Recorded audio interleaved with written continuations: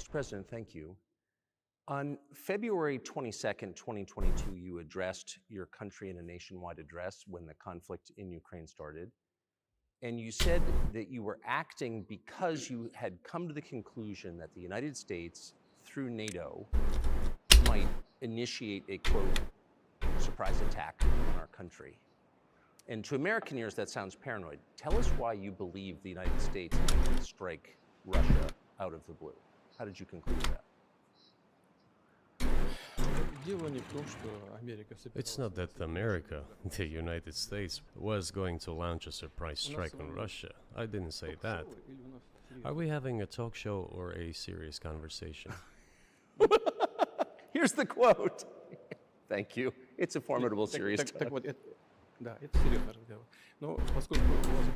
Because your basic education is in history, as far as I understand.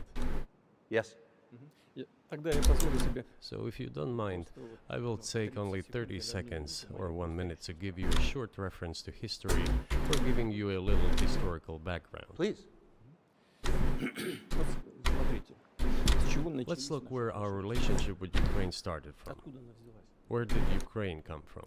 The Russian state started gathering itself as a centralized statehood,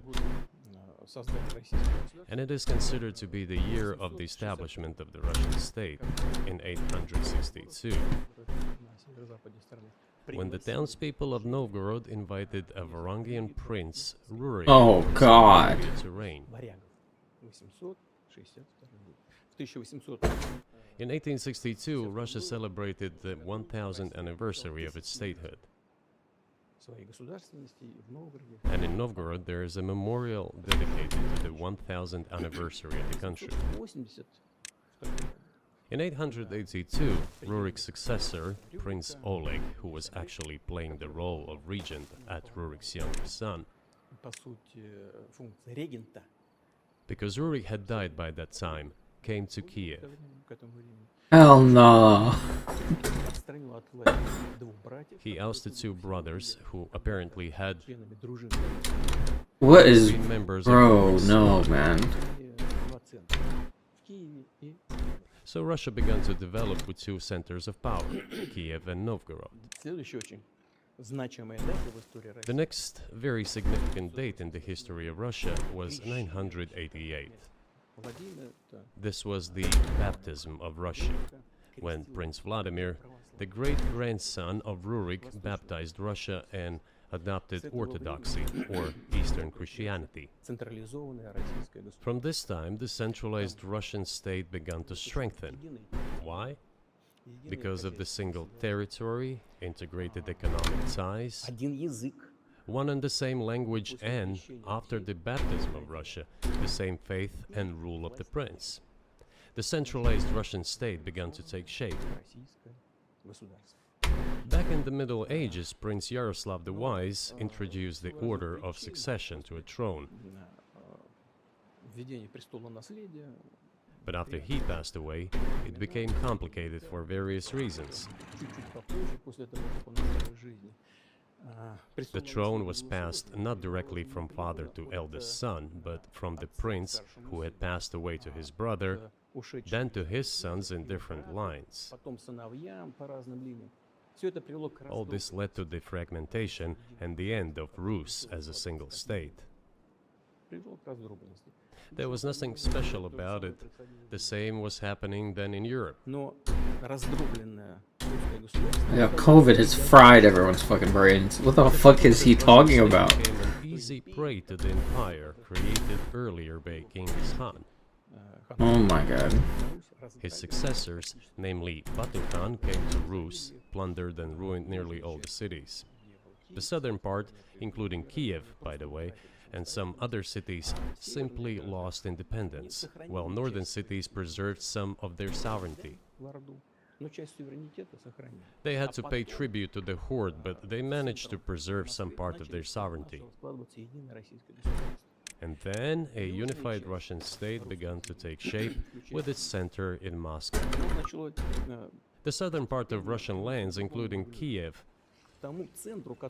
began to gradually gravitate towards another magnet, the center that was emerging in Europe.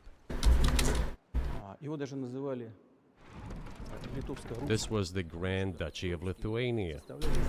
It was even called the Lithuanian-Russian Duchy, because Russians were a significant part of this population. They spoke the old Russian language and were Orthodox. But then there was a unification, the union of the Grand Duchy of Lithuania and the Kingdom of Poland. A few years later, another union was signed, but this time already... Bro is playing... Bro's playing EU4 right now. What is he talking about? Thus, these lands became part of the Polish-Lithuanian state.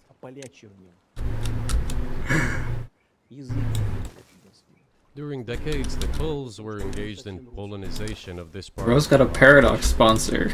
They introduced their language there, tried to entrench the idea that this population was not exactly Russians, that because they lived on the fringe, they were Ukrainians. Originally, the word Ukrainian meant that a person was living on the outskirts of the state, along the fringes, or was engaged in a border patrol service. It didn't mean any particular ethnic group. So the Poles were trying to, in every possible way, to colonize this part of the Russian lands, and actually treated it rather harshly, not to say cruelly. All that led to the fact that this part of the Russian lands began to struggle for their rights. They wrote letters to Warsaw demanding that their rights be observed and people be commissioned here, including to Kiev. I beg your pardon, can you tell us what period, I'm losing track of where in history we are, the Polish oppression of Ukraine? It was in the 13th century.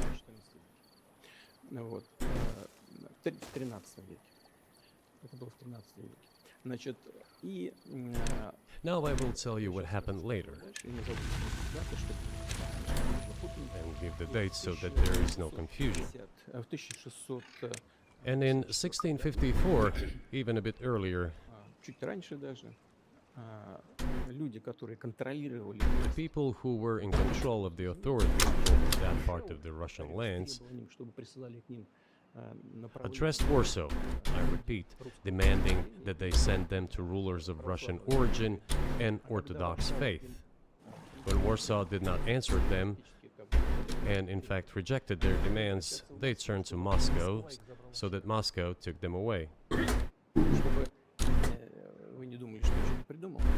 So that you don't think that I'm inventing things, I'll give you these documents. Well, it doesn't sound like you're inventing it. I'm not sure why it's relevant to what happened 2 years ago. But still, these are documents from the archives, copies. Here are the letters from Bogdan Khmelnytsky, the man who then controlled the power in this part of the Russian lands that is now called Ukraine. He wrote to Warsaw demanding that their rights be upheld. And after being refused, he began to write letters to Moscow, asking to take them under the strong hand of the Moscow Tsar. There are copies of these documents. I will leave them for your good memory. There is a translation into Russian, and translated into English later. Russia would not agree to admit them straight away, assuming that the war with Poland would stop. Nevertheless, in 1654, the Pan-Russian Assembly of top clergy and landowners, headed by the Tsar, which was the representative body of the power of the old Russian state, decided to include a part of the old Russian lands into Moscow Kingdom. As expected, the war with Poland began. It lasted 13 years, and then in 1654, a truce was concluded. And 32 years later, I think, a peace treaty with Poland, which they called Eternal Peace, was signed. And these lands, the whole left bank of Dnieper, including Kiev, went to Russia. And the whole right bank of Dnieper remained in Poland. Under the rule of Catherine the Great, Russia reclaimed all of its historical lands, including in the south and west. This all lasted until the revolution. Before World War I, Austrian General Staff relied on the ideas of Ukrainianization and started actively promoting the ideas of Ukraine and the Ukrainianization.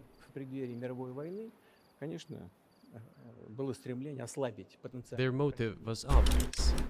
Just before World War I, they wanted to weaken the potential enemy and secure themselves favorable conditions in the border area.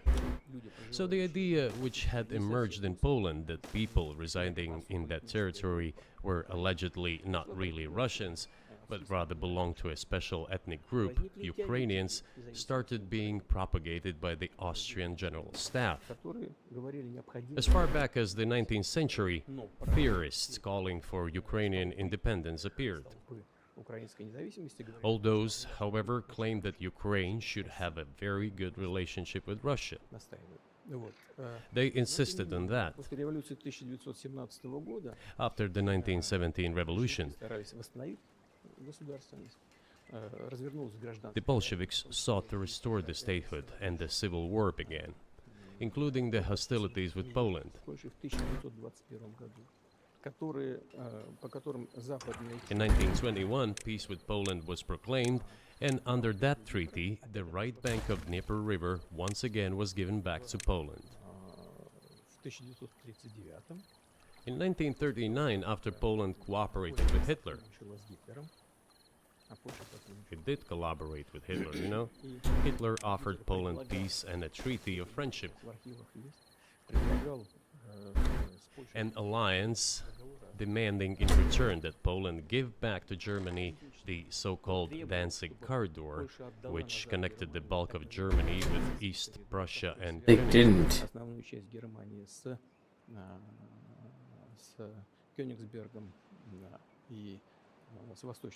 After World War I, this territory was transferred to Poland, and instead of Danzig, a city of Dansk emerged. Hitler asked them to give it amicably, but they refused. Of course. Still, they collaborated with Hitler and engaged together in the partitioning of Czechoslovakia. But may I ask you, you're making the case that Ukraine, certainly parts of Ukraine, Eastern Ukraine, is in effect Russia has been for hundreds of years.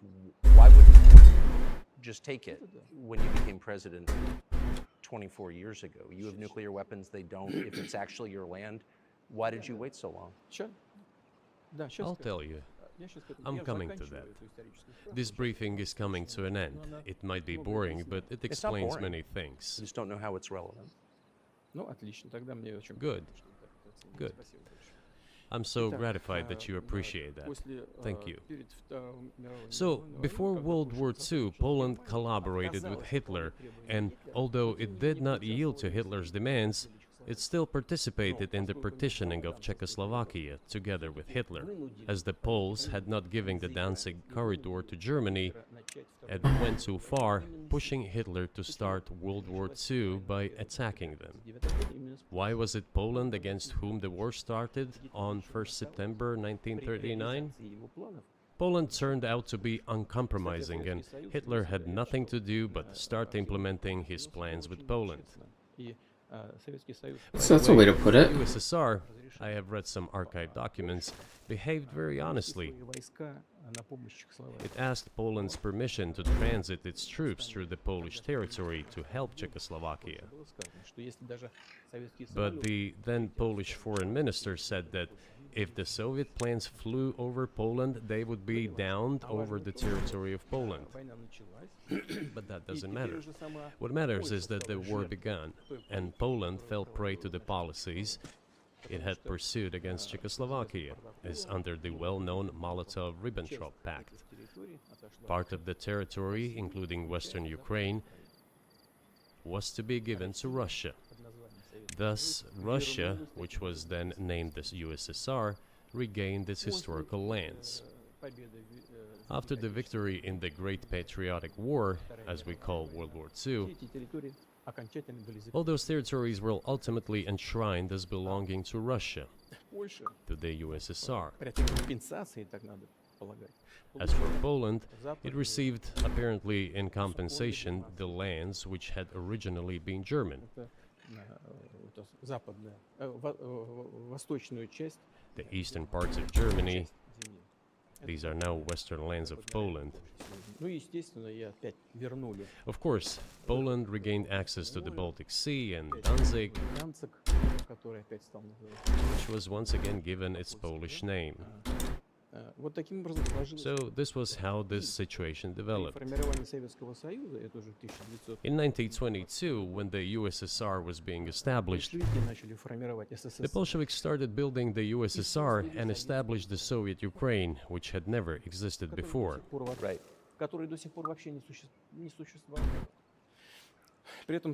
Stalin insisted that those republics be included in the USSR as autonomous entities.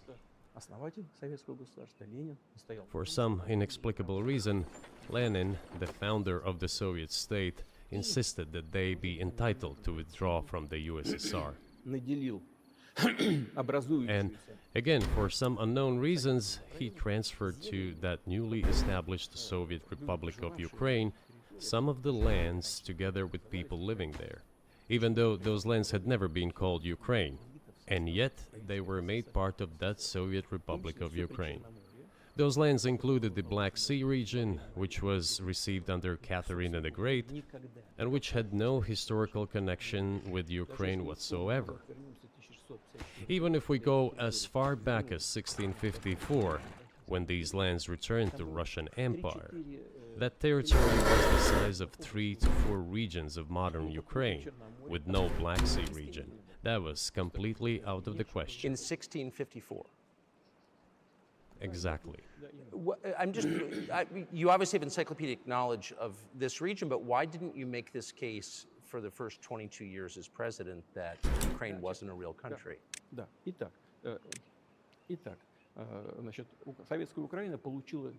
The Soviet Union was given a great deal of territory that had never belonged to it, including the Black Sea region. At some point, when Russia received them as an outcome of the Russo-Turkish Wars, they were called New Russia or Novorossiya. But that does not matter. What matters is that Lenin, the founder of the Soviet state, established Ukraine that way. For decades, the Ukrainian Soviet Republic developed as part of the USSR. And for unknown reasons again, the Bolsheviks were engaged in Ukrainianization. It was not merely because the Soviet leadership was composed to a great extent of those originating from Ukraine. Rather, it was explained by the general policy of indigenization pursued by the Soviet Union. Same things were done in other Soviet republics. This involved promoting national languages and national cultures, which is not bad in principle. That is how the Soviet Ukraine was created.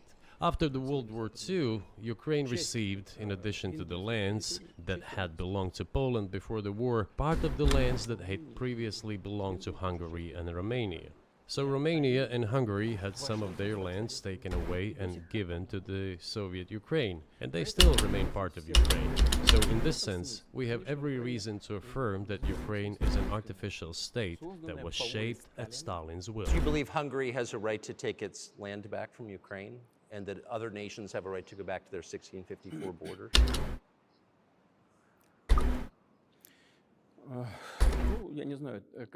I'm not sure whether they should go back to the 1654 borders. But given Stalin's time, so-called Stalin's regime, which, as many claim, saw numerous violations of human rights and violations of the rights of other states,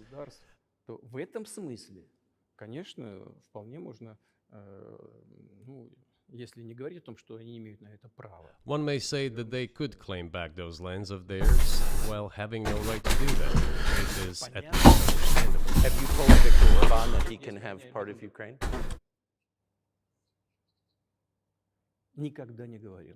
Never. I have never told him, not a single time. We have not even had any conversation on that, but I actually know for sure that Hungarians who live there wanted to get back to their historical land. Moreover, I would like to share a very interesting story with you. I digress, it's a personal one. Somewhere in the early 80s, I went on a road trip in a car from then Leningrad across the Soviet Union through Kiev. Made a stop in Kiev and then went to western Ukraine. I went to the town of Beregovoye, and all the names of towns and villages there were in Russian and in a language I did not understand, in Hungarian, in Russian and in Hungarian. Not in Ukrainian, in Russian and in Hungarian. I was driving through some kind of village and there were men sitting next to the houses and they were wearing black three-piece suits and black cylinder hats. I asked, are they some kind of entertainers? I was told, no, they were not entertainers, they're Hungarians. I said, what are they doing here? What do you mean? This is their land, they live here.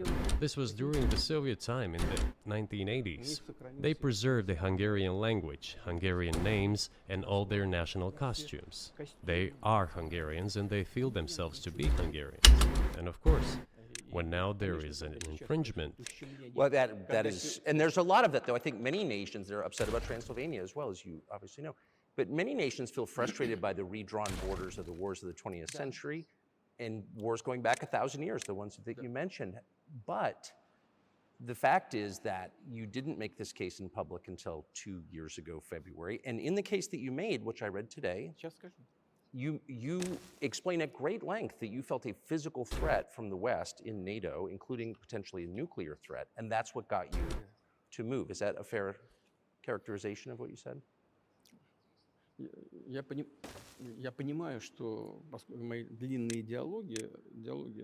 I understand that my long speeches probably fall outside of the genre of the interview.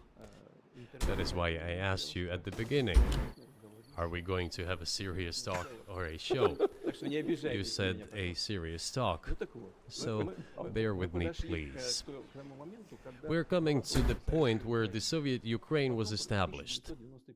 Then, in 1991, the Soviet Union collapsed, and everything that Russia had generously bestowed on Ukraine was dragged away by the latter. I'm coming to a very important point of today's agenda. Thank you. After all, the collapse of the Soviet Union was effectively initiated by the Russian leadership.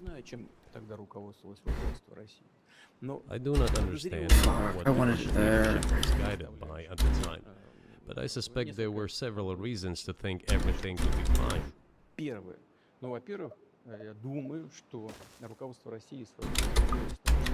First, I think that then Russian leadership believed that the fundamentals of the relationship between Russia and Ukraine were, in fact, a common language. More than 90% of the population there spoke Russian. Family ties. Every third person there had some kind of family or friendship ties. Common culture, common history.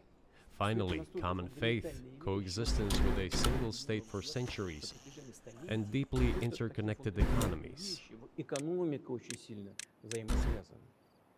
All of these were so fundamental. All these elements together make our good relationships inevitable. The second point is a very important one. I want you, as an American citizen, and your viewers to hear about this as well. The former Russian leadership assumed that the Soviet Union had ceased to exist, and therefore there were no longer any ideological dividing lines. Russia even agreed voluntarily and proactively to the collapse of the Soviet Union, and believed that this would be understood by the so-called civilized West as an invitation for cooperation and association. That is what Russia was expecting, both from the United States and the so-called collective West as a whole. There were smart people, including in Germany, Egon Bahr, a major politician of the Social Democratic Party, who insisted in his personal conversations with the Soviet leadership on the brink of the collapse of the Soviet Union that a new security system should be established in Europe. Help should be given to unify Germany, but a new system should be also established to include the United States, Canada, Russia, and other Central European countries. Yes. But NATO needs not to expand. That's what he said. If NATO expands, everything would be just the same as during the Cold War, only closer to Russia's borders. That's all. He was a wise old man, but no one listened to him. In fact, he got angry once. If, he said, you don't listen to me, I'm never setting my foot in Moscow once again. Everything happened just as he had said. Well, of course, it did come true, and you've mentioned this many times. I think it's a fair point, and many in America thought that relations between Russia and the United States would be fine with the collapse of the Soviet Union and the end of the Cold War, that the opposite happened. But you've never explained why you think that happened, except to say that the West fears a strong Russia, but we have a strong China the West does not seem very afraid of. What about Russia, do you think, convinced policymakers they had to take it down? The West is afraid of strong China more than it fears a strong Russia, because Russia has 150 million people and China has 1.5 billion population, and its economy is growing by leaps and bounds, or 5% a year. It used to be even more. But that's enough for China. As Bismarck once put it, potentials are the most important. China's potential is enormous. It is the biggest economy in the world today in terms of purchasing power parity and the size of the economy. It has already overtaken the United States quite a long time ago, and it is growing at a rapid clip. Let's not talk about who is afraid of whom. Let's not reason in such terms. And let's get into the fact that after 1991, when Russia expected that it would be welcomed into the brotherly family of civilized nations, nothing like this happened. You tricked us. I don't mean you personally when I say you. Of course, I'm talking about the United States. The promise was that NATO would not expand eastward, but it happened 5 times. There were 5 waves of expansion. We tolerated all that. We were trying to persuade them. We were saying, please don't. We are as bourgeois now as you are. We are market economy and there is no communist party power. Let's negotiate. Moreover, I have also said this publicly before. There was a moment when a certain rift started growing between us. Before that, Yeltsin came to the United States. Remember, he spoke in Congress and said the good words. God bless America. Everything he said were signals. Let us in. Remember the developments in Yugoslavia before the Yeltsin was lavished with praise? As soon as the developments in Yugoslavia started, he raised his voice in support of Serbs, and we couldn't but raise our voices for Serbs in their defense. I understand that there were complex processes underway there, I do, but Russia could not help raising its voice in support of Serbs, because Serbs are also a special and close to us nation, with Orthodox culture and so on. It's a nation that has suffered so much for generations. Well, regardless, what is important is that Yeltsin expressed his support. What did the United States do? In violation of international law and the UN Charter, it started bombing Belgrade. It was the United States that let the genie out of the bottle. Moreover, when Russia protested and expressed its resentment, what was said? The UN Charter and international law have become obsolete. Now everyone invokes international law, but at that time they started saying that everything was outdated. Everything had to be changed. Indeed, some things need to be changed, as the balance of power has changed. It's true, but not in this manner. Yeltsin was immediately dragged through the mud, accused of alcoholism, of understanding nothing, of knowing nothing. He understood everything, I assure you.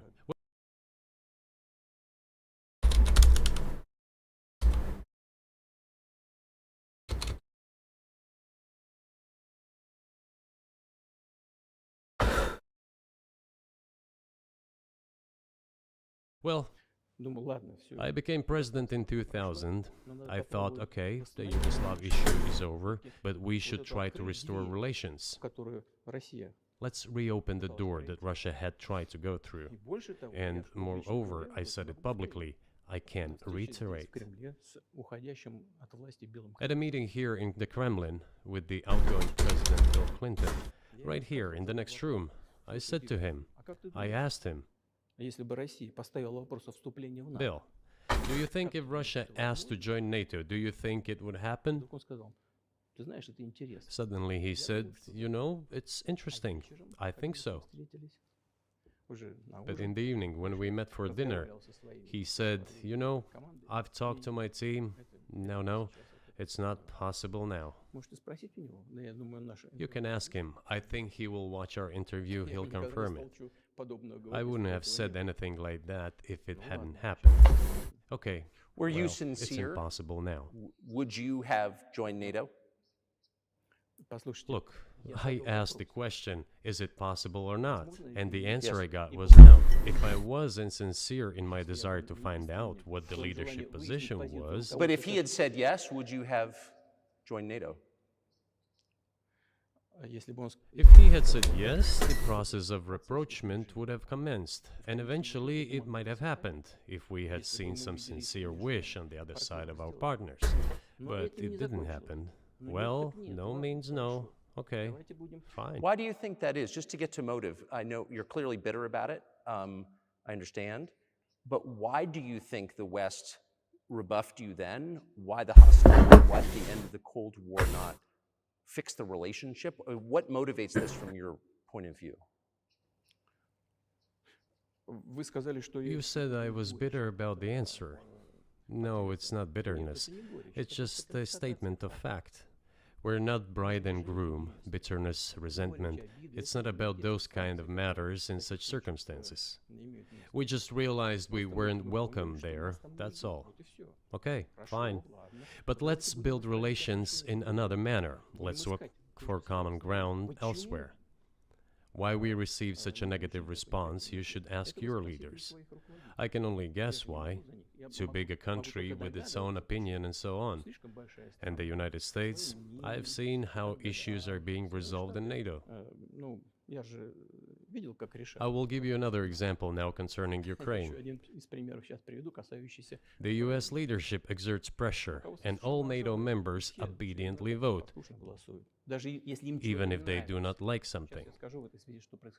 Now, I'll tell you what happened in this regard with Ukraine in 2008, although it's being discussed. I'm not going to open a secret to you, say anything new.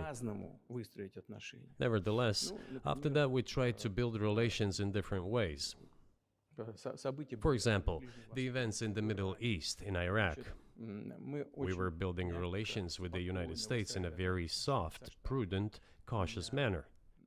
I repeatedly raised the issue that the United States should not support separatism or terrorism in the North Caucasus.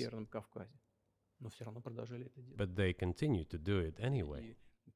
And political support, information support, financial support, even military support came from the United States and its satellites for terrorist groups in the Caucasus. I once raised this issue with my colleague, also the President of the United States. He says, "It's impossible. Do you have proof?" I said, "Yes." I was prepared for this conversation, and I gave him that proof. He looked at it, and you know what he said? I apologize, but that's what happened. I'll quote. He says, "Well, I'm gonna kick their ass." We waited and waited for some response. There was no reply. I said to the FSB director, "Write to the CIA, what is the result of the conversation with President?" He wrote once, twice, and then we got a reply. We have the answer in the archive. The CIA replied, "We have been working with the opposition in Russia. We believe that this is the right thing to do, and we will keep on doing it." Just ridiculous. Well, okay. We realized that it was out of the question. Forces in opposition to you. So you're saying the CIA is trying to overthrow your government. Of course, they meant in that particular case the separatists, the terrorists who fought with us in the Caucasus. That's who they called the opposition. This is the second point. The third moment is a very important one. Is the moment when the US missile defense system was created. The beginning. We persuaded for a long time not to do it in the United States. Moreover, after was invited by Bush Jr.'s father, Bush Sr., to visit his place on the ocean, I had a very serious conversation with President Bush and his team. I proposed that the United States, Russia, and Europe jointly create a missile defense system that, we believe, if created unilaterally, threatens our security, despite the fact that the United States officially said that it was being created against missile threats from Iran. That was the justification for the deployment of the missile defense system. I suggested working together, Russia, the United States, and Europe. They said it was very interesting. They asked me, "Are you serious?" I said, "Absolutely." Let me ask, what year was this? I don't remember. It is easy to find out on the internet when I was in the USA at the invitation of Bush Sr. It is even easier to learn from someone I'm going to tell you about. I was told it was very interesting. I said, just imagine if we could tackle such a global strategic security challenge together. The world will change. We'll probably have disputes, probably economic and even political ones, but we could drastically change the situation in the world. He says yes, and asks, "Are you serious?" I said, "Of course. We need to think about it," I'm told. I said, "Go ahead, please." Then Secretary of Defense Gates, former Director of CIA, and Secretary of State Rice came in here, in this cabinet, right here at this table. They sat on this table. Me, the Foreign Minister, the Russian Defense Minister on that side. They said to me, "Yes, we have thought about it. We agree." I said, "Thank God, great, but with some exceptions." So twice you've described U.S. presidents making decisions and then being undercut by their agency heads. So it sounds like you're describing a system that's not run by the people who are elected, in your telling. That's right, that's right. That's right. In the end, they just told us to get lost.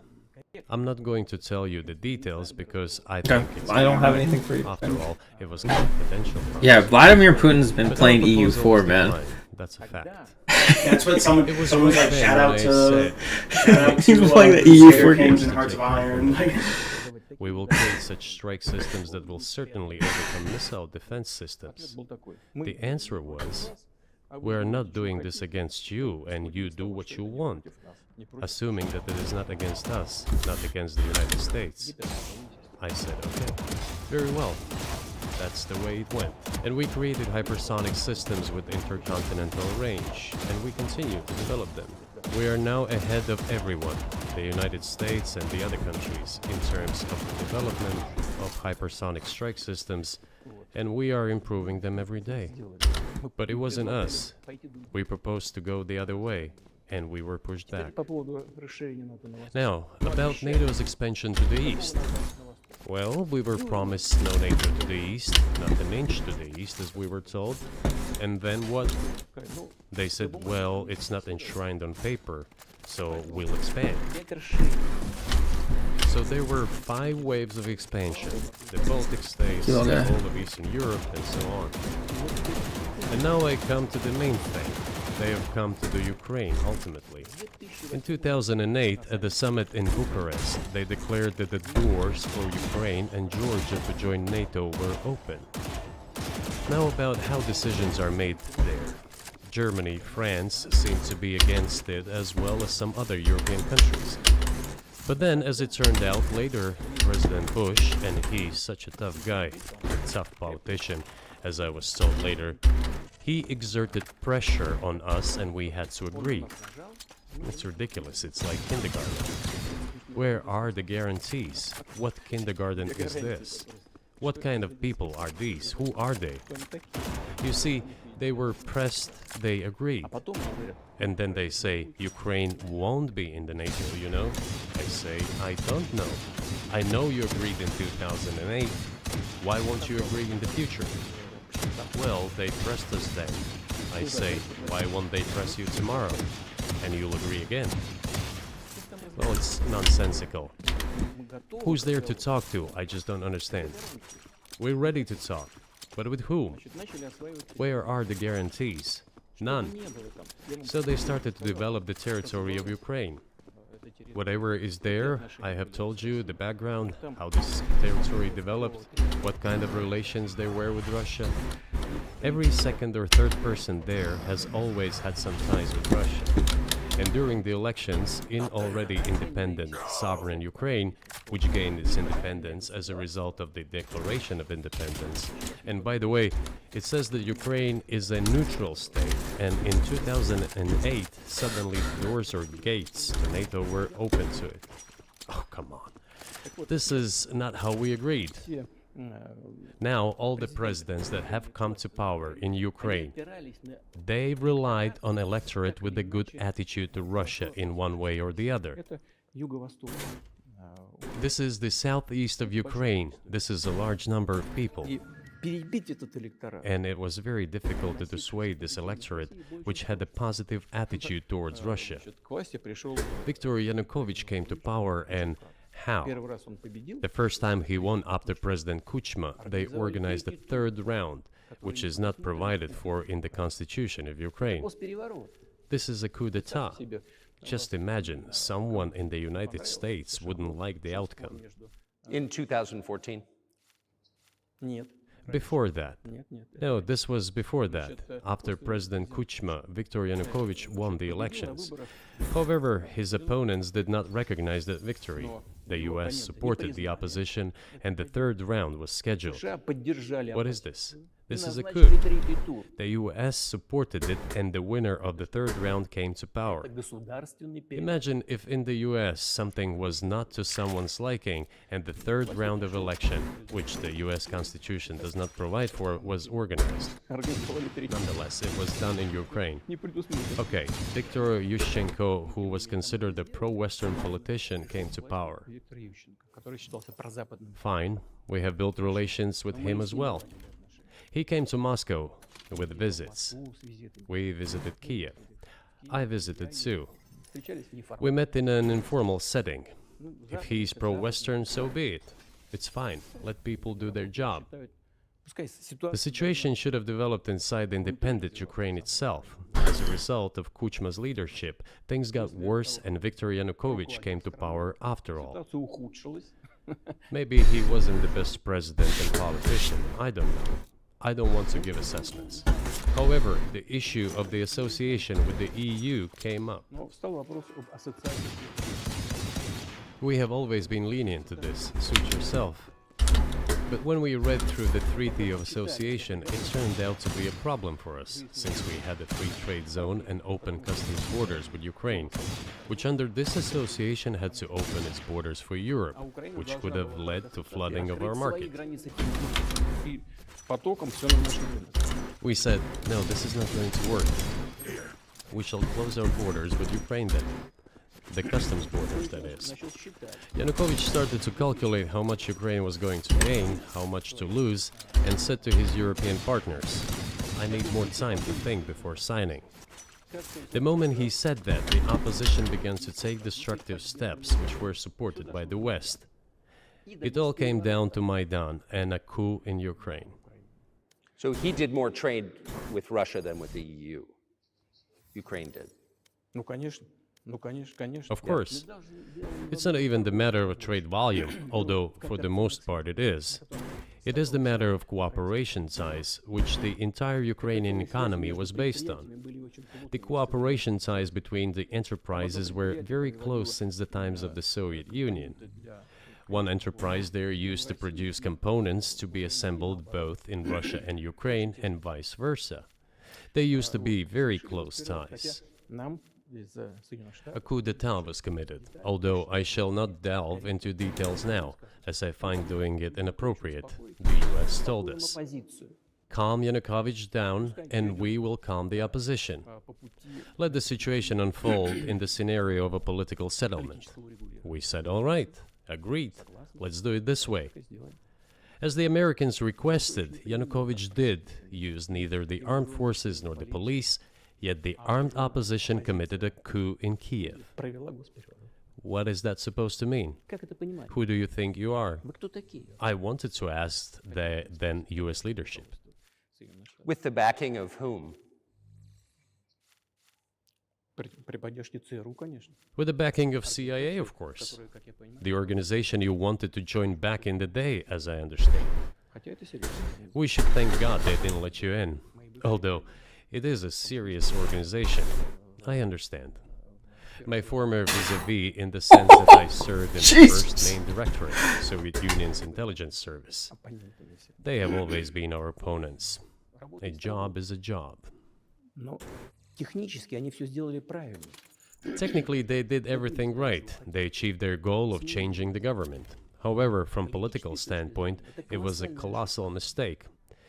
Surely it was political leadership's miscalculation. They should have seen what it would evolve into. So, in 2008, the doors of NATO were opened for Ukraine. In 2014, there was a coup. They started persecuting those who did not accept the coup, and it was indeed a coup. They created a threat to Crimea, which we had to take under our protection. They launched the war in Donbass in 2014 with the use of aircraft and artillery against civilians. This is when it all started. There is a video of aircraft attacking Donetsk from above.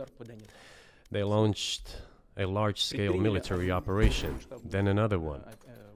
When they failed, they started to prepare the next one. All this against the background of military development of this territory and opening of NATO's doors. How could we not express concern over what was happening? From our side, this would have been a culpable negligence. That's what it would have been. It's just that the US political leadership pushed us to the line we could not cross, because doing so could have ruined Russia itself. Besides, we could not leave our brothers in faith, in fact, a part of Russian people, in the face of this war machine. What was the, but that was 8 years before the current conflict started. So what was the trigger for you? What was the moment where you decided you had to do this?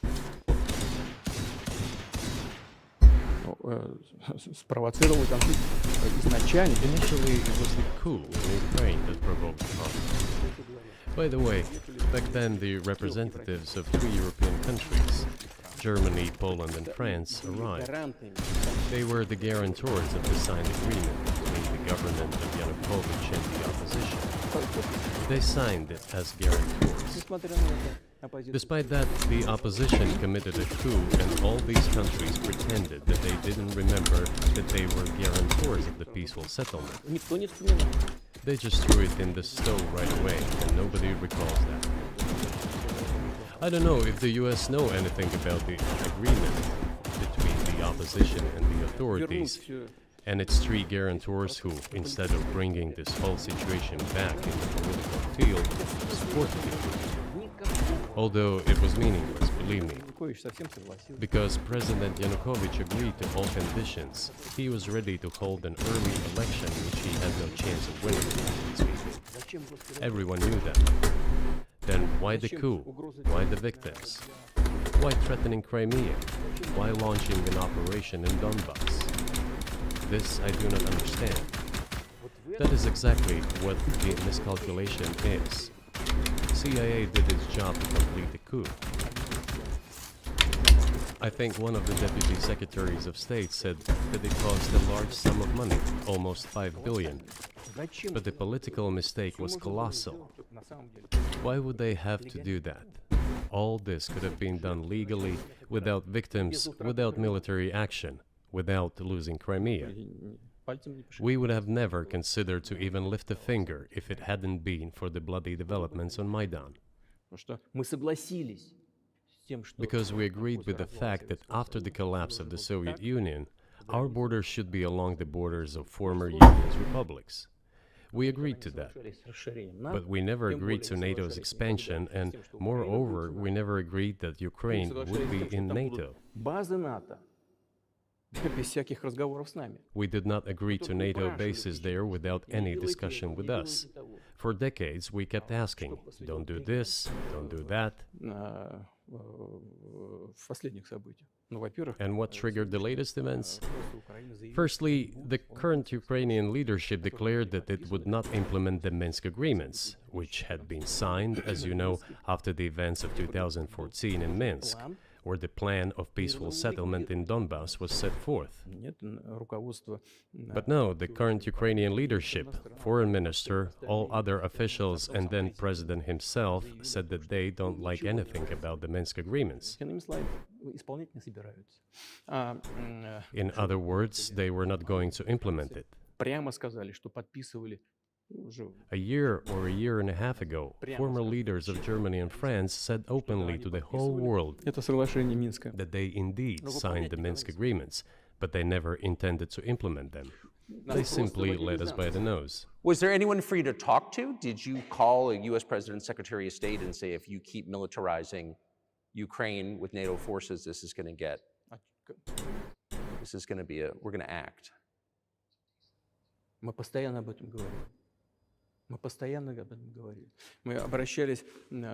We talked about this all the time. We addressed the United States and European countries' leadership to stop these developments immediately, to implement the Minsk agreements. Frankly speaking, I didn't know how we were going to do this, but I was ready to implement them. These agreements were complicated for Ukraine. They included lots of elements of those Donbass territories' independence. That's true. However, I was absolutely confident, and I'm saying this to you now. I honestly believe that if we managed to convince the residents of Donbass, and we had to work hard to convince them to return to the Ukrainian statehood, then gradually the wounds would start to heal. When this part of territory reintegrated itself into common social environment, when the pensions and social benefits were paid again, all the pieces would gradually fall into place. No, nobody wanted that. Everybody wanted to resolve the issue by military force only. But we could not let that happen. And the situation got to the point when the Ukrainian side announced, no, we will not do anything. They also started preparing for military action. It was they who started the war in 2014. Our goal is to stop this war. And we did not start this war in 2022. This is an attempt to stop it. Do you think you've stopped it now? I mean, have you achieved your aims? No, we haven't achieved our aims yet, because one of them is denazification. This means the prohibition of all kinds of neo-Nazi movements. This is one of the problems that we discussed during the negotiation process, which ended in Istanbul early this year.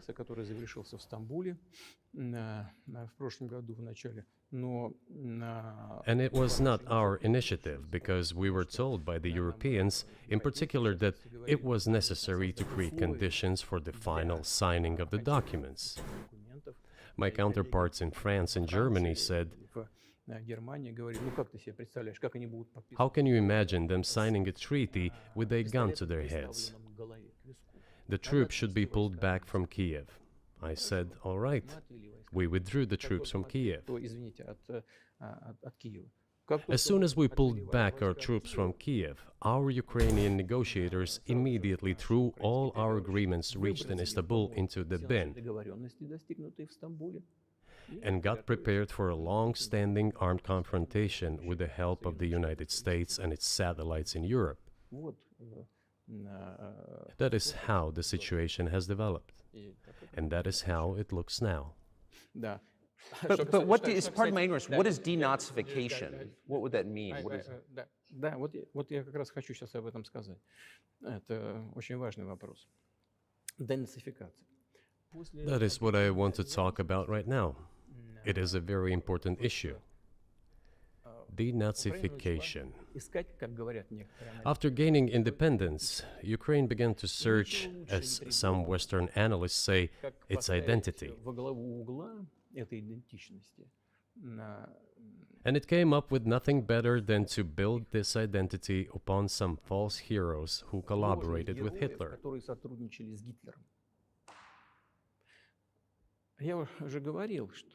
I have already said that in the early 19th century, when the theorists of independence and sovereignty of Ukraine appeared, they assumed that an independent Ukraine should have very good relations with Russia.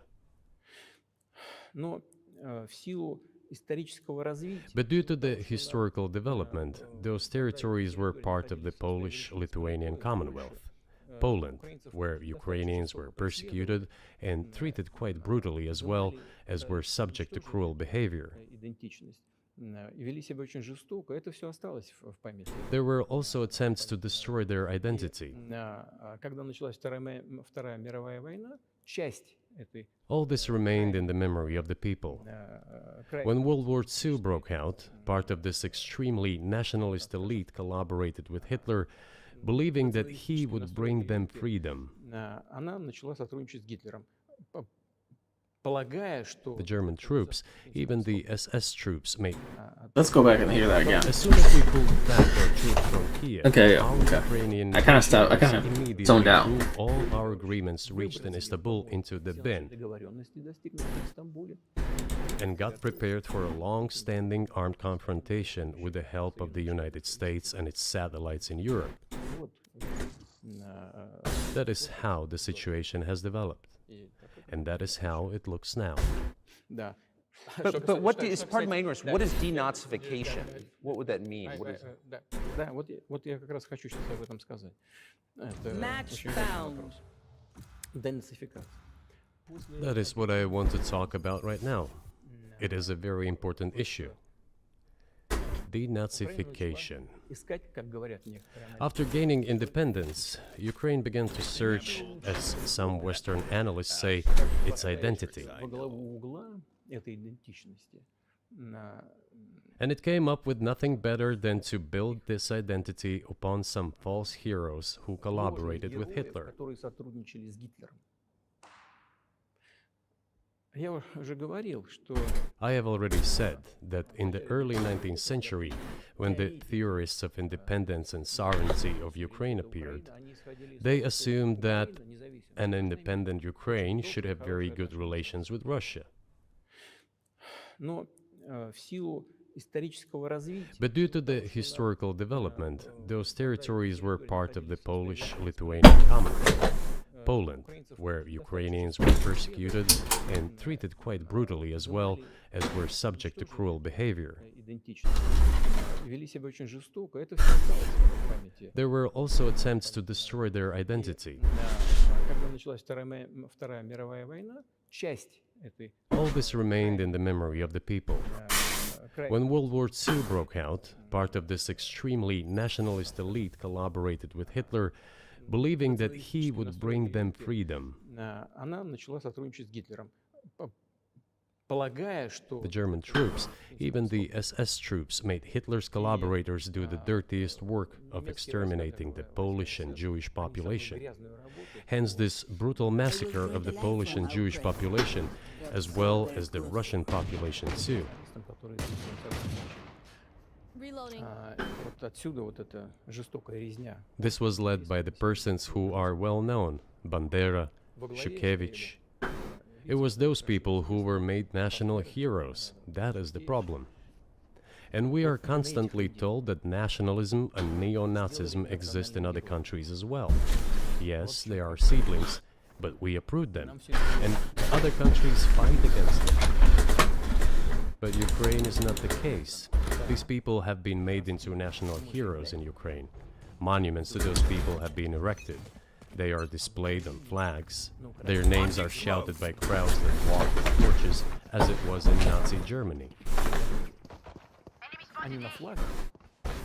они их учат. These were people who exterminated Poles, Jews, and Russians.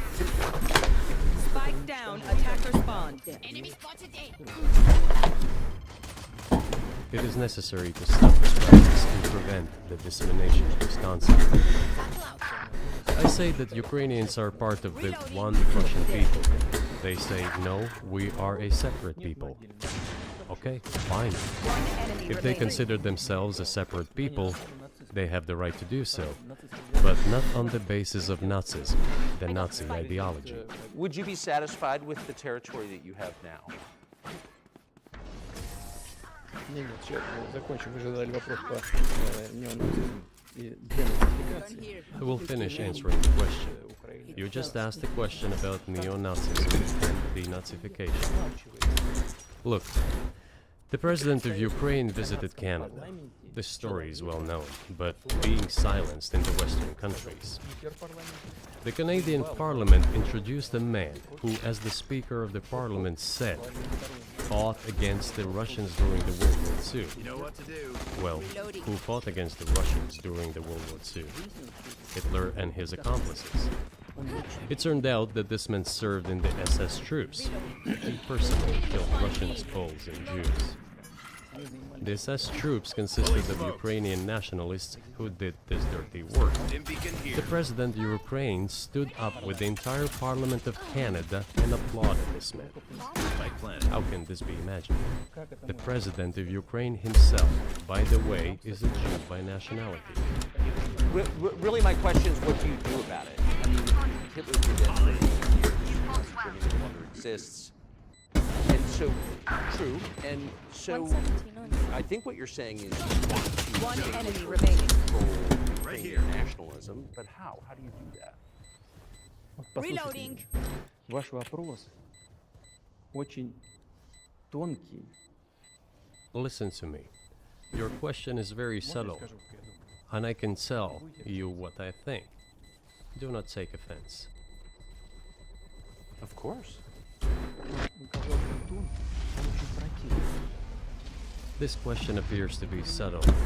It is quite pesky. Kill that Reyna. Значит, Our team's You got say soul. Hitler has Wanna been keep dead it for that so way. many years, люди, которые 80 years. уничтожали But his евреев, example lives on. People who exterminated Jews, Russians, and Poles are alive. сегодняшнюю Украину And the president, the аплодируют current ему, president of today's Ukraine, applauds him in the Canadian Parliament, gives a standing ovation. Can we say that we have completely uprooted this ideology if what we see is happening today? That is what denazification is in our understanding. We have to get rid of those people who maintain this concept and support this practice and try to preserve it. That is what denazification is. That is what we mean. Right. My question was a little more specific. It was, of course, not a defense of Nazis, neo or otherwise. It was a practical question. You don't control the entire country. You don't control Kiev. You don't seem like you want to. So how do you eliminate a culture or an ideology or feelings Spike down A. in a country that you don't control? What do you do about that? Reloading. А вы знаете, Last player как вам не standing. покажется странным, в ходе переговоров в Стамбуле You know, as strange as it may seem to you, during the negotiations of Istanbul, we did agree that we have it all in writing. Neo-Nazism would not be cultivated in Ukraine, including that it would be prohibited at the legislative level. Mr. Carson, we agreed on that. This, it turns out, can be done during the negotiation process. And there's nothing humiliating for Ukraine as a modern civilized state. Is any state allowed to promote Nazism? It is not, is it? Oh, That is it. Launching smoke. will there be talks, and why haven't there been talks Reloading. about resolving Enemy spotted B. in Ukraine? Peace talks. Smoke's down. Enemy killed. Stim beacon down. Ready. дошли до Smoke's down. голосования позиций. Сложно. They have been. They reached a very high stage of coordination of positions in a complex process. But still, they were almost finalized. Ground But after we withdrew our troops from Kiev, as I have already said, I got the other side threw away all these agreements and obeyed the instructions of Western countries, European countries, and the United States to fight Russia to the bitter end. Moreover, the president of Ukraine has legislated a One ban enemy on remaining. negotiating with Russia. He signed a decree forbidding everyone to negotiate with Russia. But how are we going to negotiate if he forbade himself and everyone to do this? We know that he is putting forward some ideas about this settlement, but in order to agree on something, we need to have a dialogue. Is that not right? Well, but you wouldn't be speaking to the Ukrainian president, you'd be speaking to the American president. When was the last time Last one down. to Joe Biden? I cannot remember when I talked to him. I do not remember. We can look it up. You don't remember? We won't lose. No. Why? Do I have to remember everything? I have my own things to do. We have domestic political affairs. Well, he's funding the war that you're fighting, so I would think that would be memorable. Ну да, он сейчас.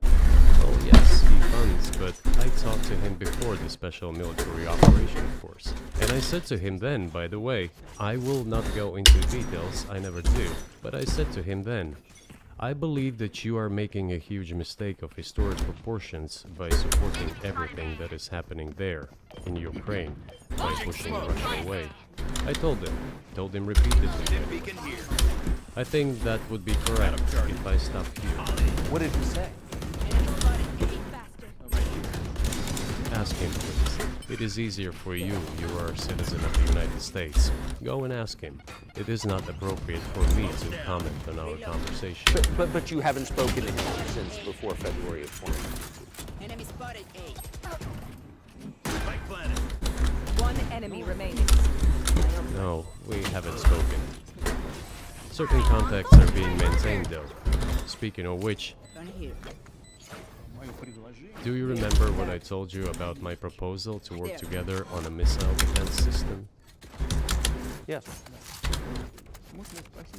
You can ask all of them.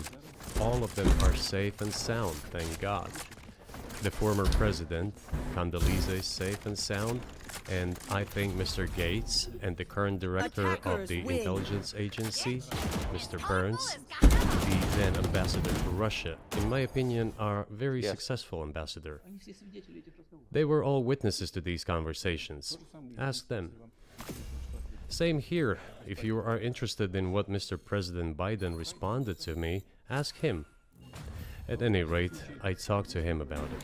I'm definitely interested, but from the outside, it seems like this could devolve or evolve into something that brings the entire world into conflict and could initiate a nuclear launch. And so why don't you just call Biden and say, let's work this out?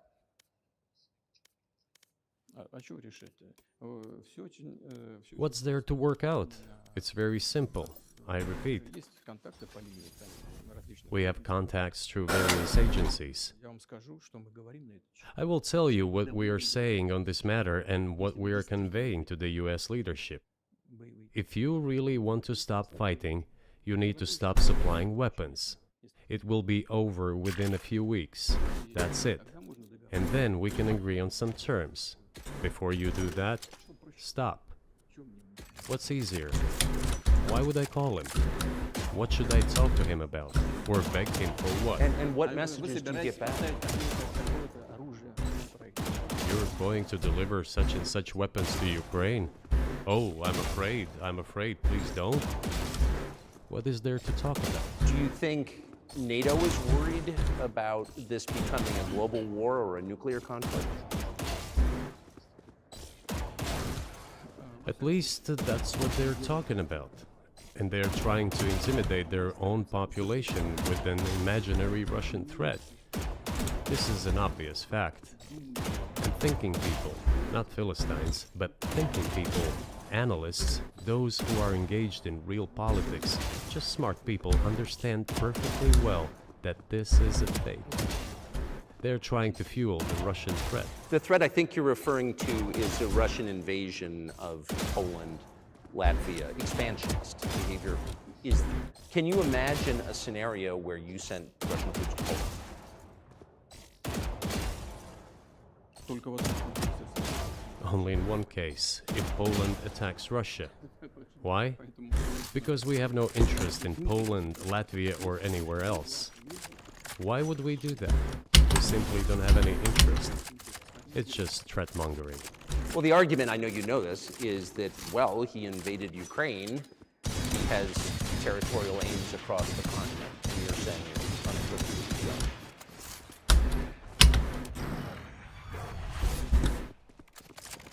абсолютно, это абсолютно искусственно. It is absolutely out of the question. You just don't have to be any kind of analyst. It goes against common sense to get involved in some kind of a global war. Глобальная война. Поставить на грани. And a global war will bring all humanity to the brink of destruction. It's obvious. И есть, конечно, средства. There are certainly means of deterrence. They have been scaring everyone with us all along.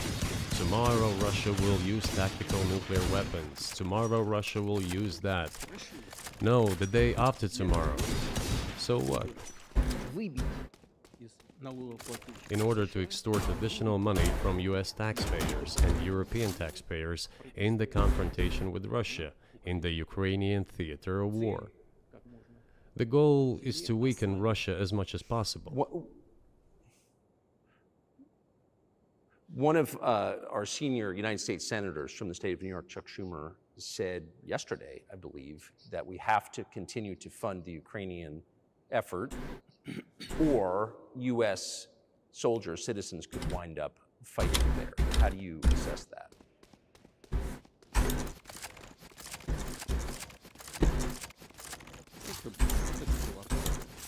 This is a provocation, and a cheap provocation at that. Солдаты должны воевать. I do not understand why American soldiers should fight in Ukraine. There are mercenaries from the United States there.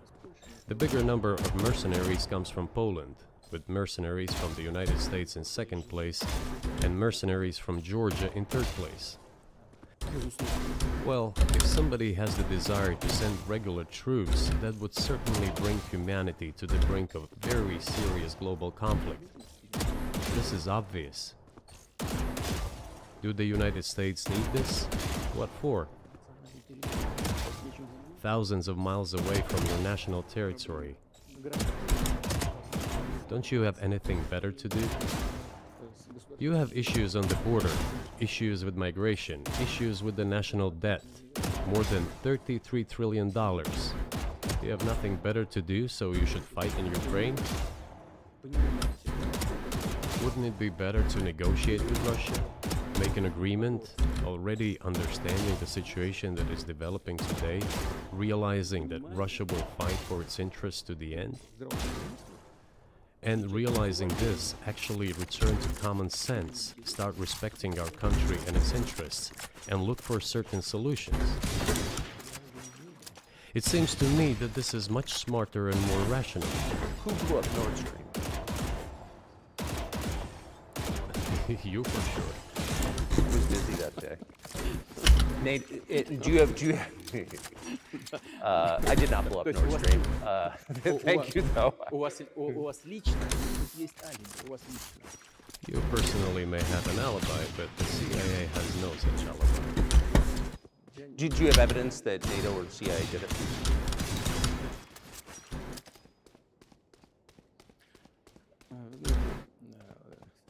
You know, I won't get into details, but people always say in such cases, look for someone who is interested. But in this case, we should not only look for someone who is interested, but also for someone who has capabilities. Because there may be many people interested, but not all of them are capable of sinking to the bottom of the Baltic Sea and carrying out this explosion. These two components should be connected. Who is interested and who is capable of doing it. But I'm confused. I mean, that's the biggest act of industrial terrorism ever, and it's the largest emission of CO2 in history. Okay, so if you had evidence, and presumably given your security services, your intel services, you would, that NATO, the US, CIA, the West, did this, why wouldn't you present it and win a propaganda victory?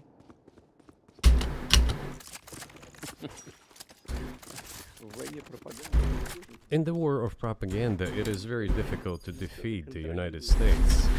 because the United States controls all the world's media and many European media. The ultimate beneficiary of the biggest European media are American financial institutions. Don't you know that? Okay.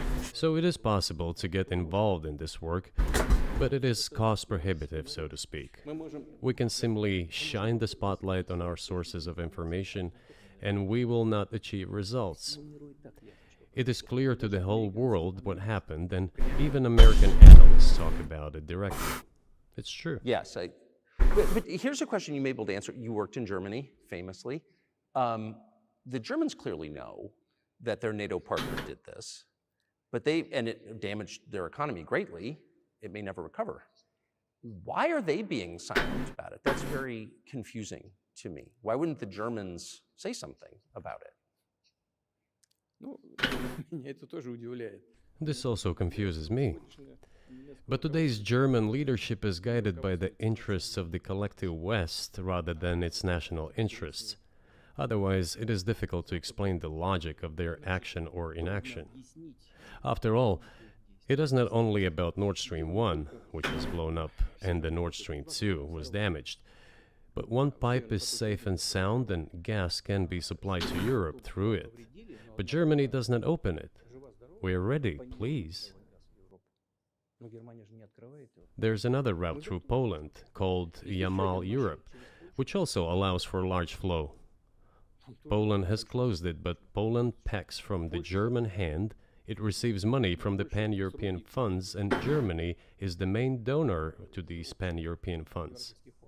Germany feeds Poland to a certain extent, and they close their route to Germany. Why? I don't understand. Ukraine, to which the Germans supply weapons and give money. Germany is the second sponsor of the United States in terms of financial aid to Ukraine. There are two gas routes through Ukraine. They simply closed one route, the Ukrainians. Open the second route and please get gas from Russia. They do not open it. Why don't the Germans say, look guys, we give you money and weapons, open up the valve, please, let the gas from Russia pass through for us. We're buying liquefied gas at exorbitant prices in Europe, which brings the level of our competitiveness and economy in general down to zero. Do you want us to give you money? Let us have the decent existence. Make money for our economy, because this is where the money we give you comes from. They refuse to do so. Why? Ask them. That is what is like in their heads. Those are highly incompetent people. Well, maybe the world is breaking into two hemispheres, one with cheap energy, the other without. And I want to ask you that. If we're now a multipolar world, obviously we are, can you describe the blocks of alliances? Who is in each side, do you think? Listen, you have said that the world is breaking into two hemispheres. The human brain is divided into two hemispheres. One is responsible for one type of activities, the other one is more about creativity and so on. But it is still one and the same head. The world should be a single whole. Security should be shared rather than meant for the golden billion. That is the only scenario where the world could be stable, sustainable, and predictable. Until then, while the head is split in two parts, it is an illness, a serious adverse condition. It is a period of severe disease that the world is going through now. But I think that, thanks to honest journalism, this work is akin to work of the doctors.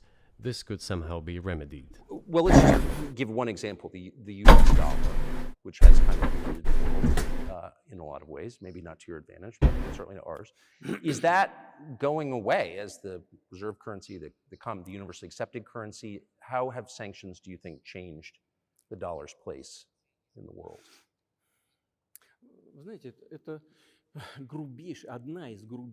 You know, to use the dollar as a tool of foreign policy struggle is one of the biggest strategic mistakes made by the US political leadership.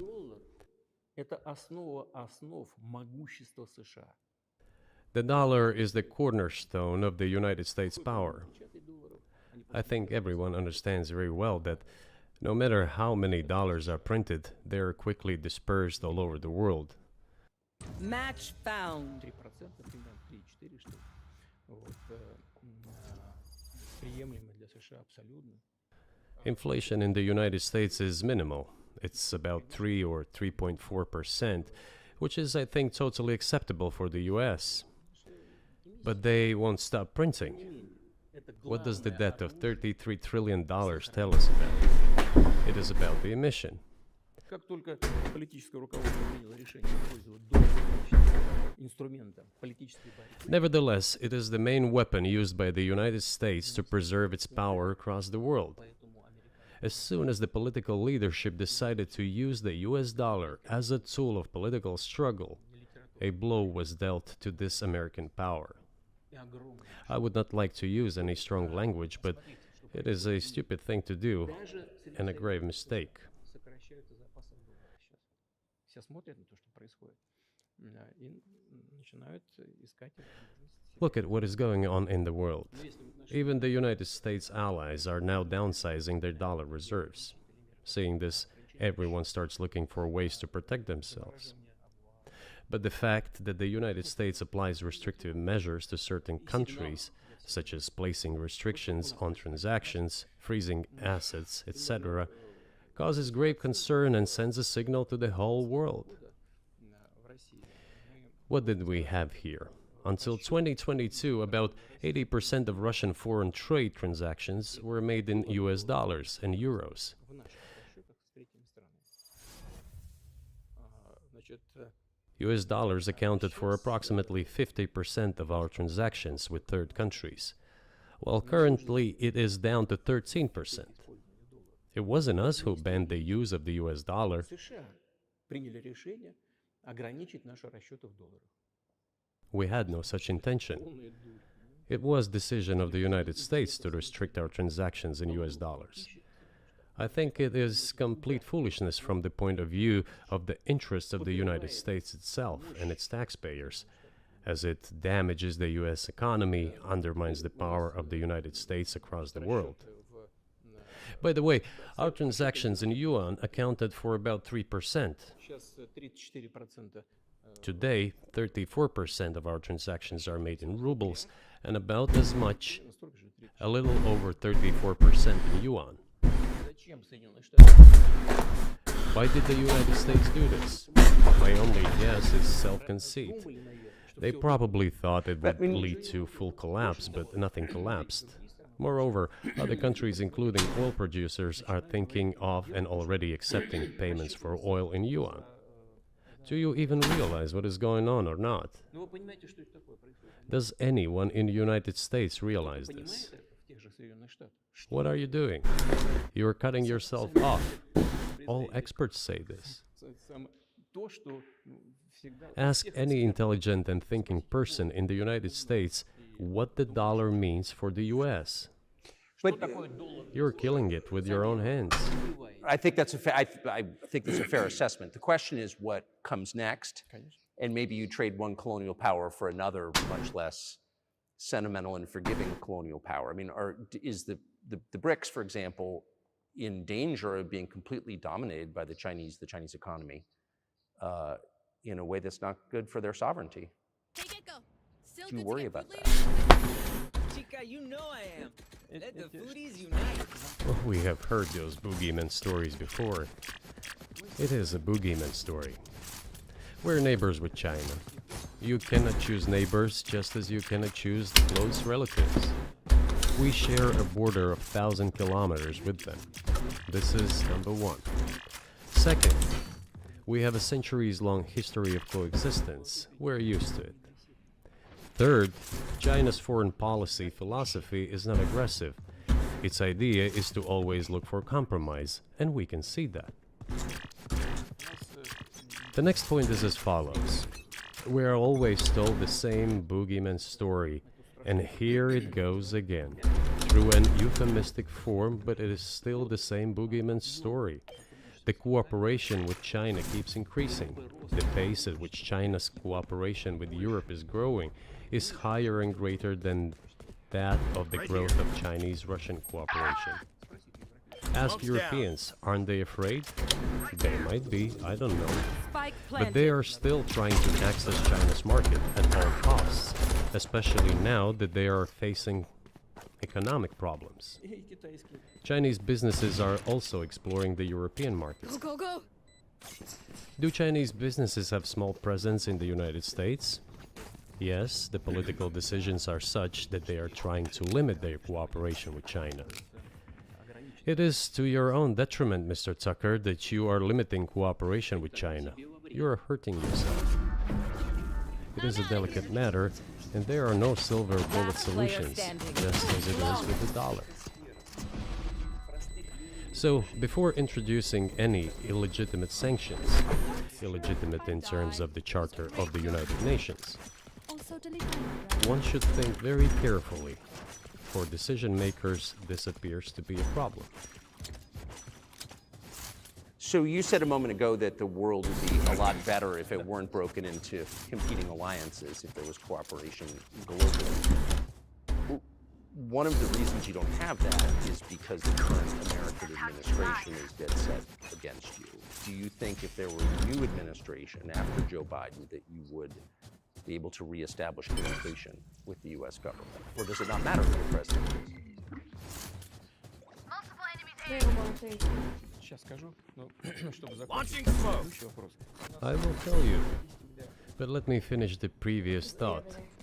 We, together with my colleague and friend, President Xi Jinping, set a goal to reach $200 billion of mutual trade with China this year. We have exceeded this level. According to our figures, our bilateral trade with China totals already $230 billion, and the Chinese statistics says it is $240 billion. One more important thing, our trade is well balanced, mutually complementary in high-tech, Last player energy, standing. scientific research and development. It is very balanced. As for BRICS, where Russia took over the presidency this year, the BRICS countries are, by and large, developing very rapidly. Look, if memory serves me right, back in 1992, the share of the G7 countries in the world economy amounted to 47%, whereas in 2022 it was down to, I think, a little over 30%. The best defense is a good offense. The BRICS countries accounted for only 16% in 1992, but now their share is greater than that of the G7. It has nothing to do with the events in Ukraine. This is due to the trends of global development and world economy, as I mentioned just now. And this is inevitable. Caution here. This will keep happening. It is like the rise of the sun. You cannot prevent the sun from rising. You have to adapt to it. Taken How down. do the United States adapt? With the help of force, sanctions, pressure, bombings, and use of Spike armed down, forces. B.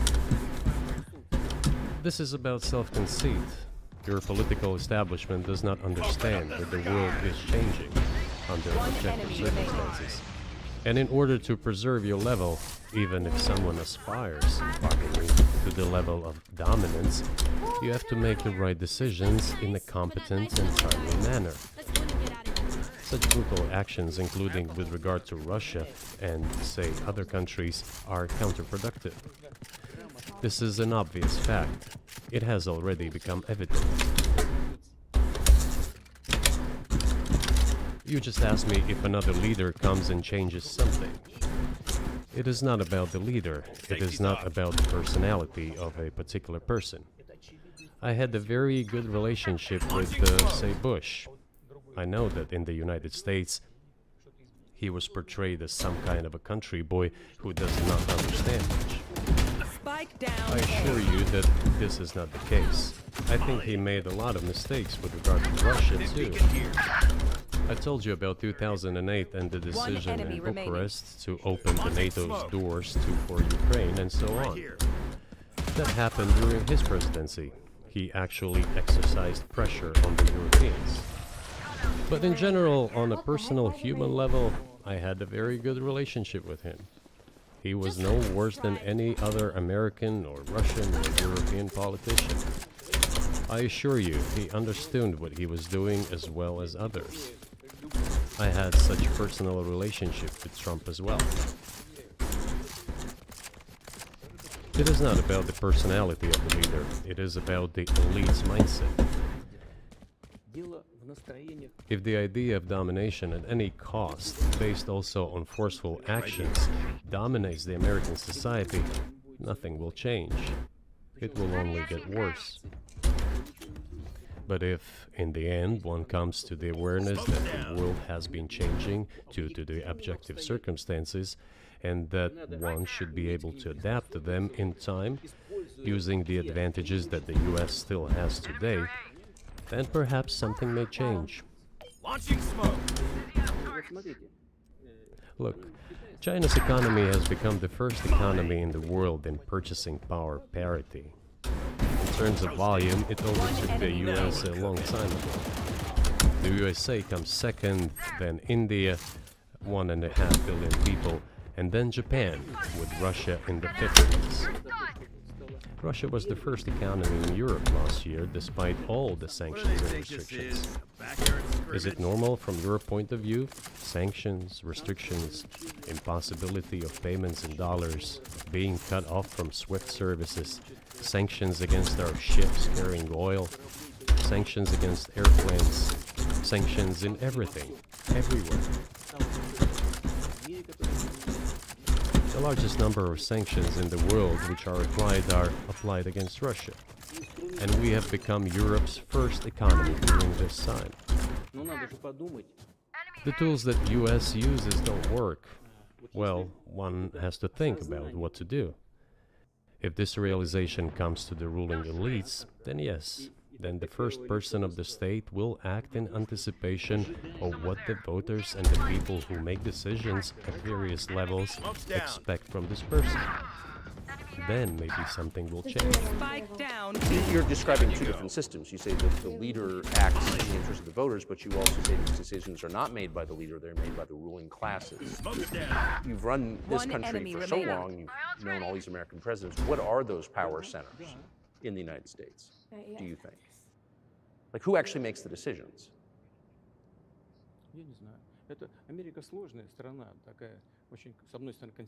I don't know. America is a complex country, conservative on one hand, rapidly changing on the other. It's not easy for us to sort it all out. Who makes decisions in the elections? Is it possible to understand this when each state has its own 30 seconds legislation? left. Each state regulates itself? Someone can be excluded from elections at the state level. It is a two-stage electoral system. It is very difficult for us to understand. Certainly there are two parties that are dominant, the Republicans and the No more Democrats. doubts. And within this party system, the centers that make decisions, that prepare decisions. Then, look, why, in my opinion, after the collapse of the Soviet Union, such an erroneous, crude, completely unjustified policy of pressure was pursued against Russia? After all, this is a policy of pressure. NATO expansion, support for the separatists in Caucasus, creation of a missile defense system. These are all elements of pressure. Pressure, pressure, pressure. Then, dragging Ukraine into NATO is all about pressure, pressure, pressure. Why? I think among other things because excessive production capacities were created. Smoke's down. During the confrontation with the Soviet Union, there were many centers created and specialists on the Soviet Union who could not do anything else. They convinced the political leadership that it is necessary to continue chiseling Russia, to try to break it up, to create on this territory several quasi-state entities, and to subdue them in a divided form, Spike to down. use B. their combined potential for the future struggle with China. This is a mistake, including the excessive potential of those who worked for the confrontation with the Soviet Union. It is necessary to get rid of this. There should be new, fresh forces, people who One look into enemy the remaining. future and understand what is happening in the world. Look at how Indonesia is developing. 600 million people. Where can we get away from My that? smoke will Nowhere. block the enemy's line of We just sight. have to assume that Blind, Indonesia will move. enter, it is already in, the club of the world's leading economies, no matter who likes it or dislikes it. Yes, we understand and are aware that in the United States, despite all the economic problems, the situation is still normal, with the economy growing decently. The GDP is growing by 2.5%, if I'm not mistaken. But if we want to ensure the future, then we need to change our approach to what is changing. As I already said, the world would nevertheless change, regardless of how the developments in Ukraine end. The world is changing. In the United States themselves, experts are writing that the United States are nonetheless gradually changing their position in the world. It is your experts who write. I just read them. Can't use that. The only question is how this would happen. Painfully and quickly, or gently and gradually. And this is written by people who are not anti-American. They simply follow global development trends. That's it. And in order to assess them and change policies, we need people who think, look forward, can analyze and recommend certain decisions at the level of political leaders. I just have to ask, you've said clearly that NATO expansion eastward is a violation of the conflict role made in 1990. It's a threat to your country. Right before Spike planted. you sent troops into Ukraine, Vice President of the United States Last player standing. encouraged the President of Ukraine to join NATO. One That enemy was an remaining. effort to provoke you into military action. Просто еще раз повторяю, I repeat once again, we have repeatedly proposed to seek a solution to the problems that arose in Ukraine after 2014, the time through peaceful means. But no one listened to us. And moreover, the Ukrainian leaders who were under the complete US control suddenly declared that they would not comply with the Minsk agreements. They disliked everything there and continued military activity in that territory. территории натовских Pay attention. Might learn something. под видом различных центров. And in parallel, that territory was being exploited by NATO military structures under the guise of various personnel training, retraining centers. They essentially began to create bases there. That's all. Ukraine announced that the Russians were a non-titular nationality, while passing the laws that limit the rights of non-titular nationalities in Ukraine. Вот эти все юго Ukraine, having received all the southeastern territories as a gift from the Russian people, suddenly announced that the Russians were a non-titular nationality in that territory. Is that normal? вызвало решение прекратить All this put together led to the decision to end the war that neo-Nazis started in Ukraine in 2014. Spike down. B. Do you think Zelensky has the freedom to negotiate a settlement to this conflict? Spike's B. I don't know the details, of course, it's difficult for me to judge. But I believe he has, in any case, he used to have. His father fought against the fascists, Nazis, during World War II. One I enemy once remaining. talked to him about this. I said, Volodya, what are you doing? Why are you supporting neo-Nazis in Ukraine today, while your father fought against fascism? He was a frontline soldier. I will not tell you what he answered. This is a separate topic, and I think it's incorrect for me to do so. But as to the freedom of choice, why not? He came to power on the expectations of Ukrainian people that he would lead Ukraine to peace. We talked about this. It was thanks to this that he won the elections overwhelmingly. But then, when he came to power, in my opinion, he realized two things. Firstly, it is better not to clash with neo-Nazis and nationalists, because they are aggressive and very active. You can expect anything from them. And secondly, the US-led West supports them and will always support those who antagonize with Russia. It is beneficial and safe. So he took the relevant position despite promising his people to end the war in Ukraine.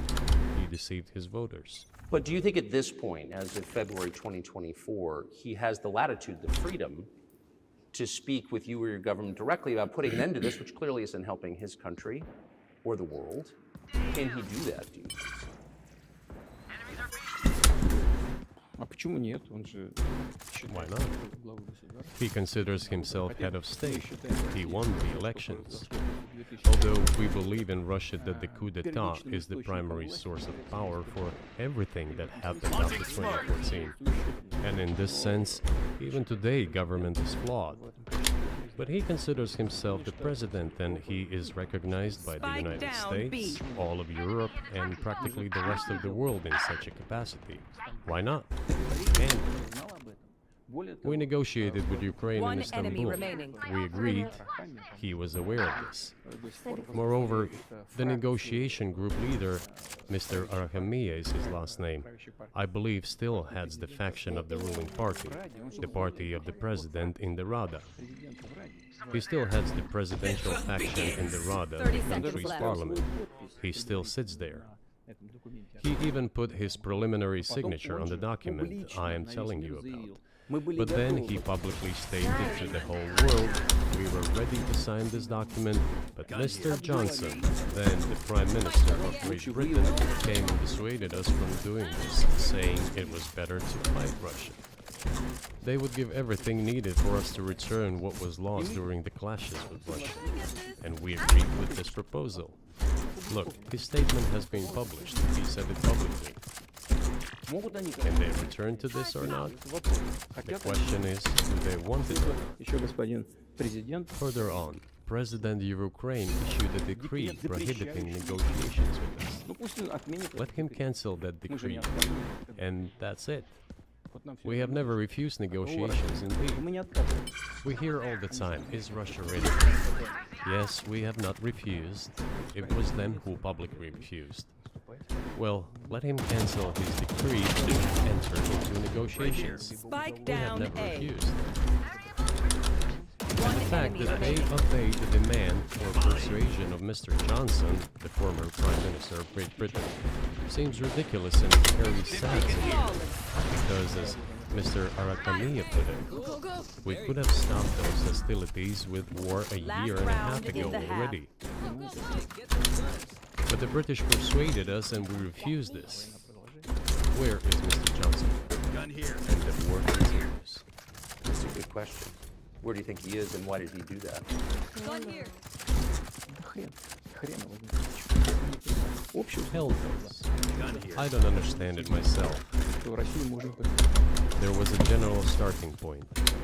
For some reason, everyone had the illusion that Russia could be defeated on the battlefield. от чистого сердца, но Because of arrogance, because of a pure heart, but not because of a great Rounds mind. ready.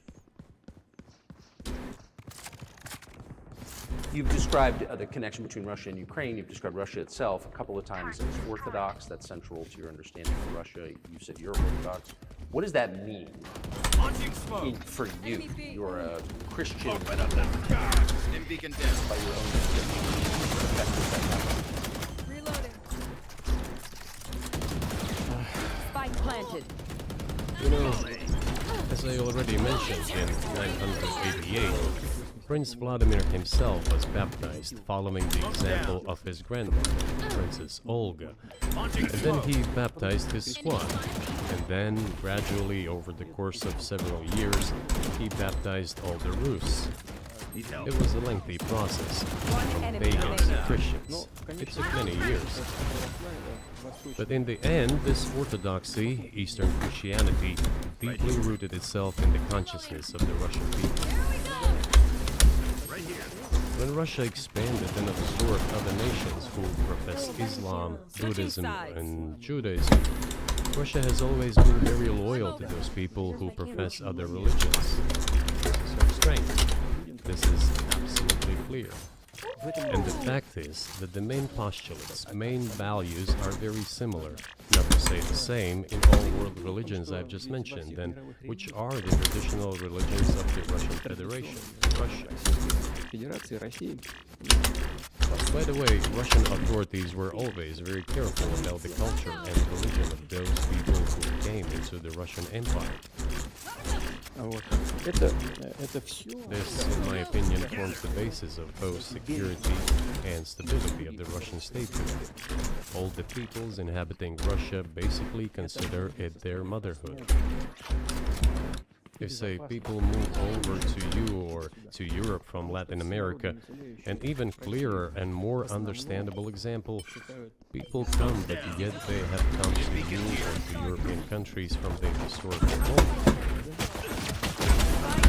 And people who profess different religions in Russia consider Russia their motherland. They have no other motherland. Исторической родине к вам, либо европейский. Blocking sight. We are together. This is one big family.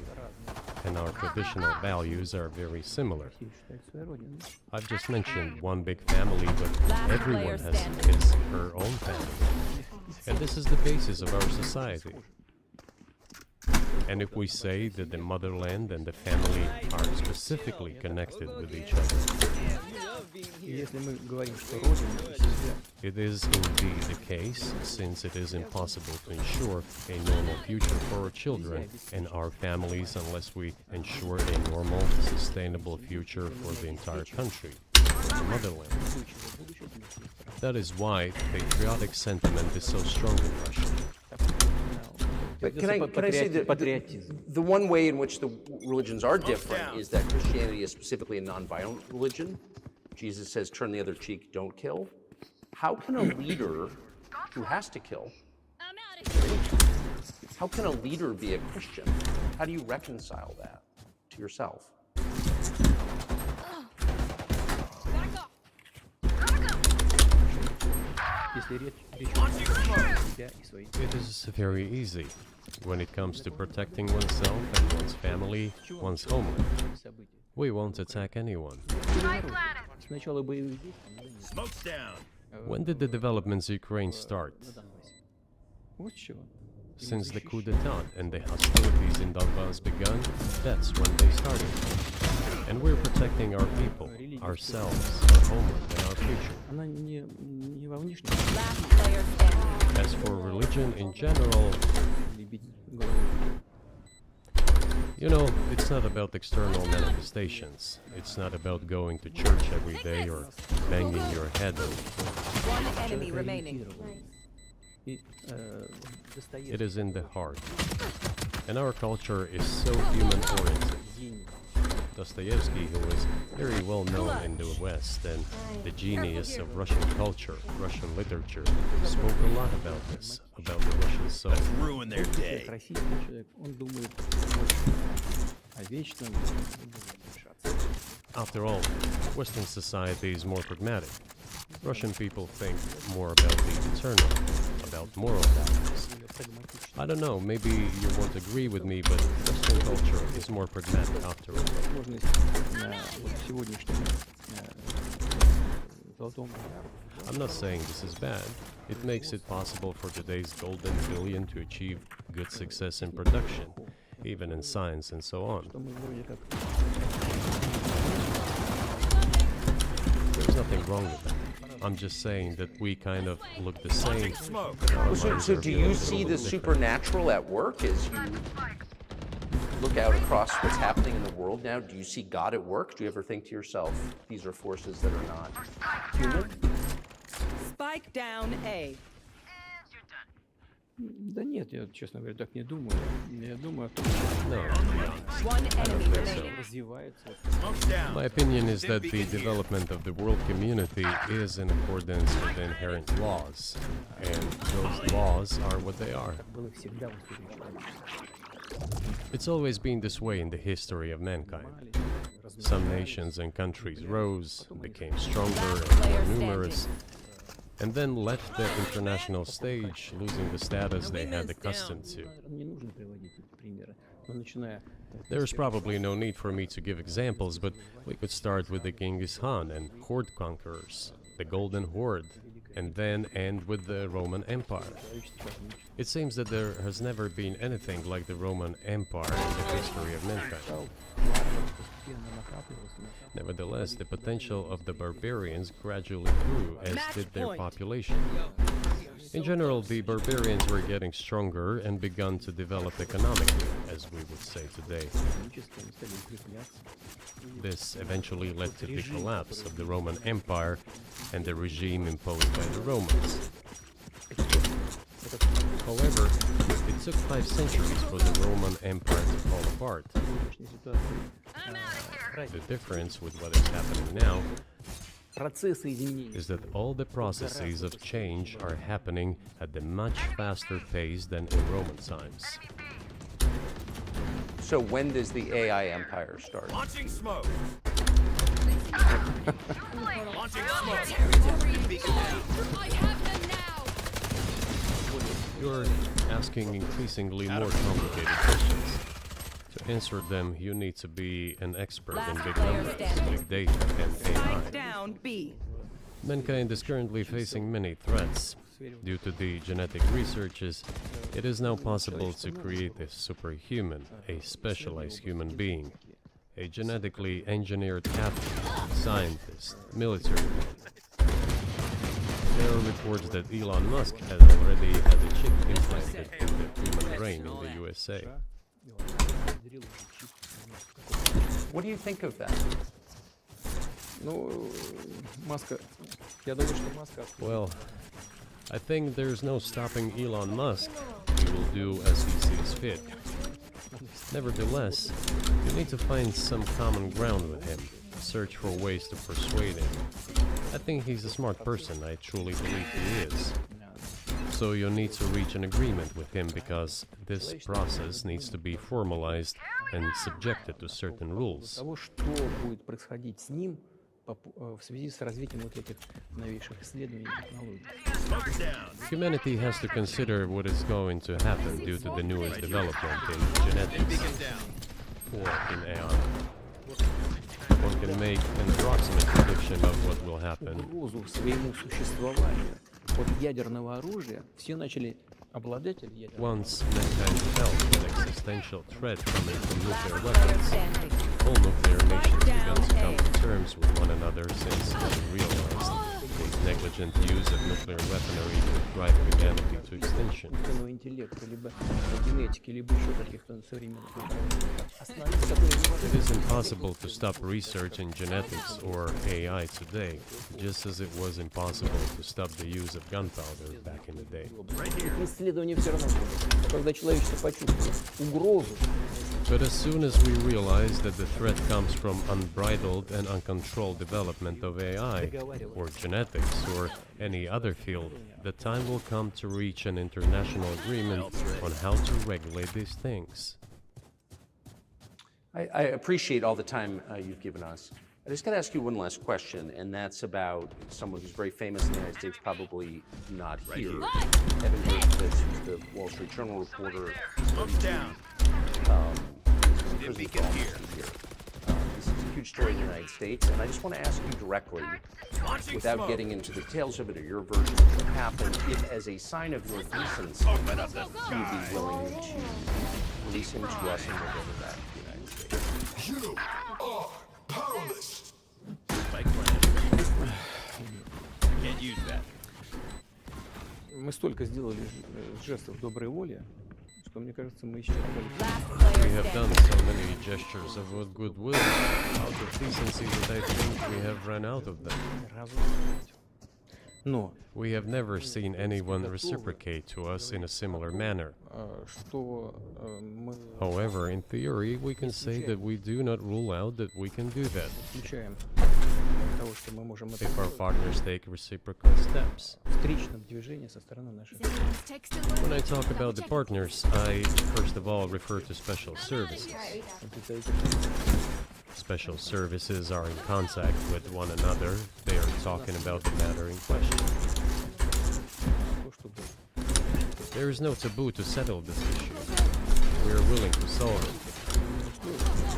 But there are certain terms being discussed via special services channels. I believe an agreement can be reached. So typically, I mean, this stuff has happened for obviously centuries. One country catches another spy within its borders and trades it for a gadget, so televised in another country. I think what makes this, and it's not my business, but what makes this different is the guy's obviously not a spy.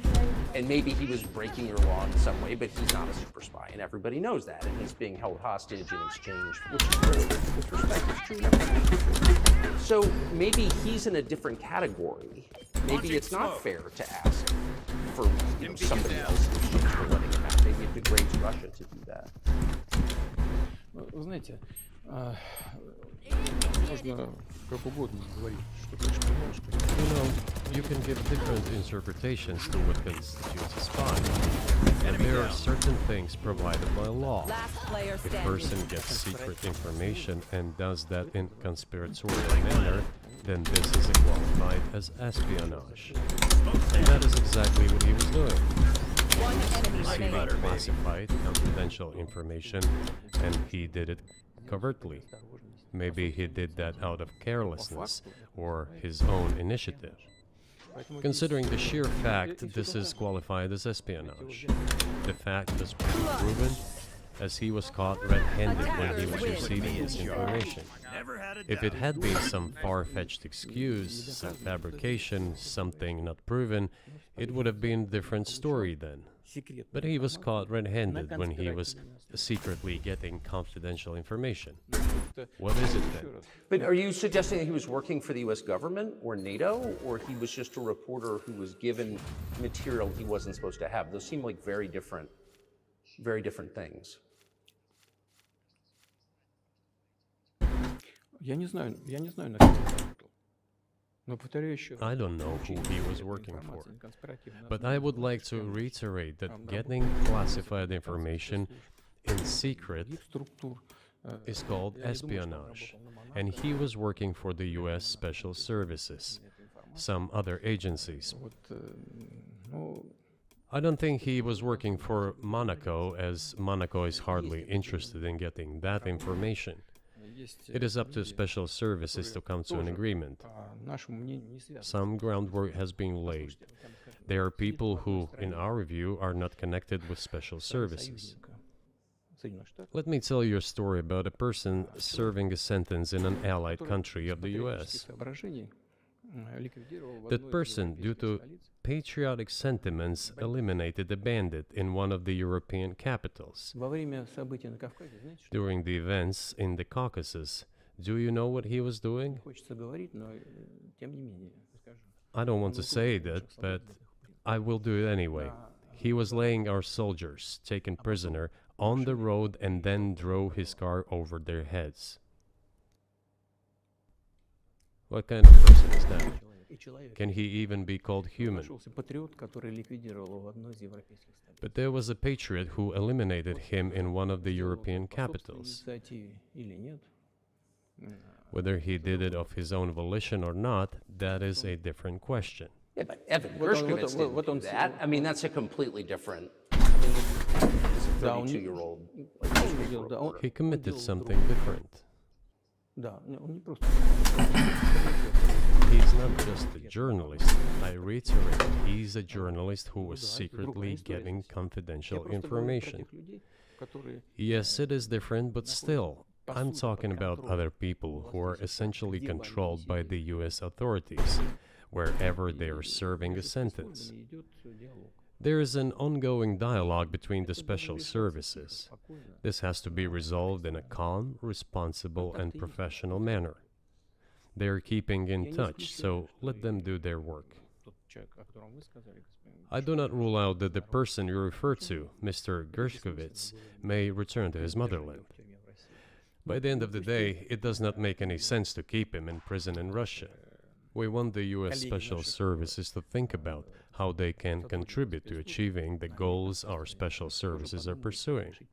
Те проблемы, We are ready to talk. перед нашими Moreover, the talks are underway. And there have been many successful examples of these talks crowned with success. договаривались. Probably this is going to be crowned with success as well. Ну, только надо договариваться. but we have to come to an agreement. I hope you let him out. Mr. President, thank you. Мне тоже хотелось. I also want him to return to his homeland at last. I'm absolutely sincere, Ну, but повторяю, let me я say вот once говорю, again, the чем dialogue больше мы придаем continues. огласки, The more public we ищем render подобного things рода, of this тем nature, сложнее их решить. the more difficult it becomes to resolve them. Всё должно быть. Everything has to be done in calm manner. I wonder if that's true Закрытом режиме. with the war, though. Also, I mean, I guess I want to ask one more question, which is, and maybe you don't want to say so for strategic reasons, but are you worried that what's happening in Ukraine could lead to something much larger and much more horrible? And how motivated are you to call the U.S. government and say, let's come to terms?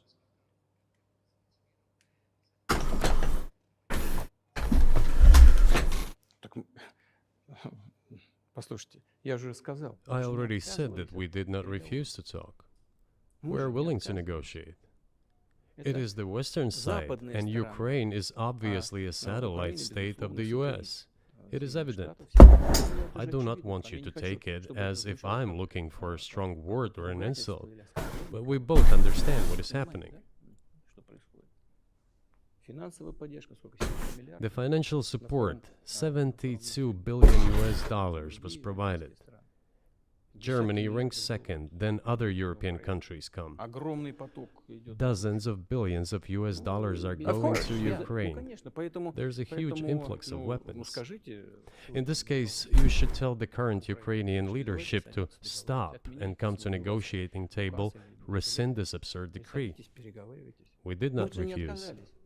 Sure, but you already said it. I didn't think you meant it as an insult because you already said correctly, it's been reported that Ukraine was prevented from negotiating a peace settlement by the former British Prime Minister acting on behalf of the Biden administration. So, of course, they're a satellite. Big countries control small countries. That's not new. And that's why I asked about dealing directly with the Biden administration, which is making these decisions, not President Zelensky of Ukraine.